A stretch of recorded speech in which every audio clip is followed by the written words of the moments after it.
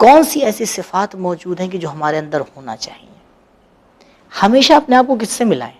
देखिए, एक जो दुश्मन हमें बहकाने में कामयाब हो जाता है और हम बहक भी जाते हैं, एक जुमला हम आके कह के निकल जाते हैं, हम कहाँ, करबला वाले कहाँ। वो कहाँ, ये कुछ लोग कह देते हैं। ठीक है, मैं एक आपसे सवाल करूं, अगर यहाँ पे अभी एक मैं माचिस की तीली रोशन करूं, तो वो माचिस की तीली जितनी भी उसकी सलाहियत है, अपने इर्द गिर्द दायरे को वो रोशन करेगी या नहीं करेगी? बिल्कुल करेगी। आप इसको क्या कहेंगे?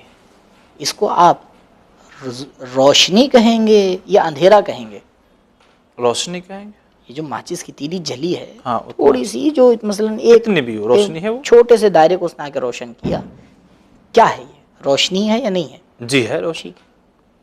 सूरज जो पूरी इस गैलेक्सी को आके रोशनी दे रहा है, वो क्या है? वो भी रोशनी है या नहीं? वो भी रोशनी। अब अगर ये माचिस की तीली आके सूरज को देख के आके कहे नहीं, रोशनी तो वो है, यहाँ तो कुछ नहीं है, नहीं, यहाँ भी रोशनी है, यहाँ भी है, वहां भी है, लेकिन वहां उसके एतबार से है, यहाँ इसके एतबार से। हम अपने आप को उससे अलग नहीं कर सकते। अलग नहीं कर सकते। दुश्मन यही चाहता है कि अलग कर ले, कि हम आए एक ऐसी जगह पे ले जाकर रख दें कि जैसे कि हमारा उससे कोई राबता है। बिल्कुल है ही नहीं। तो फिर किस तरह से करबला हमारे लिए इबरत बन सकती है?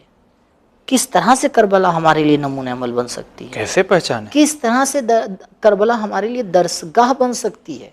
जी, अगर उसका हमसे कोई राबता नहीं है तो दरसगाह बनेगी हमारे लिए नहीं। जब राबता नहीं तो कहाँ से कुछ? दरसगाह वही चीज तो बनेगी कि जिसमें हमें उसके दरमियान कोई राबता हो, और इसी राबते को क्या कर दिया जाता है? ब्रेक कर दिया जाता है। ये समझने की जरूरत है। अब आके एक जुमला कहा जाता है, जैसे अस्हाब इमाम हुसैन अलैहिस्सलाम थे वैसे हम, बेशक हम वैसे नहीं हो सकते, ये भी नहीं कहा जा रहा है, लेकिन हम उनके नक्श कदम पे चल सकते हैं या नहीं? बिल्कुल। अगर वो सूरज हैं तो हम शमा बन सकते हैं या नहीं बन सकते? बिल्कुल। अगर उनके अंदर वो सिफात बहुत ही आला दर्जे पे मौजूद हैं, कुछ हद तक हम तो भी वही सिफात कुछ हद तक हमारे अंदर मौजूद हो सकते हैं। होना चाहिए। वो हमारे लिए क्या है? वो हमारे लिए सिरात है, हमारे लिए रास्ता है। वो हमें बताने की, देखो तुम्हें इस रास्ते पे चलना है। ऐसे आइडियल है कि बड़ी हम इस रास्ते के ऊपर बिजली की तरह चले हैं। तुम कम से कम घुटनियों के बल तो चल के दिखाओ। ओहो। लेकिन किसी दूसरे रास्ते पे ना चलने लगना, इसी रास्ते पे चलना। ये अहम है, चलना तुम्हें इसी रास्ते पर है, लेकिन तुम अपनी सलाहियत के एतबार से, तुम अपनी कैपेसिटी के एतबार से आगे चलो। घुटनियों चलो, पैदल चलो, धीरे धीरे चलो, पकड़ के चलो, थाम के चलो। बड़े खिंचाव होंगे इधर उधर से, मगर आप चलना इसी पे, चलना इसी रास्ते पे। लिहाजा में हमारी पहली जरूरत है कि हम आगे पहचाने।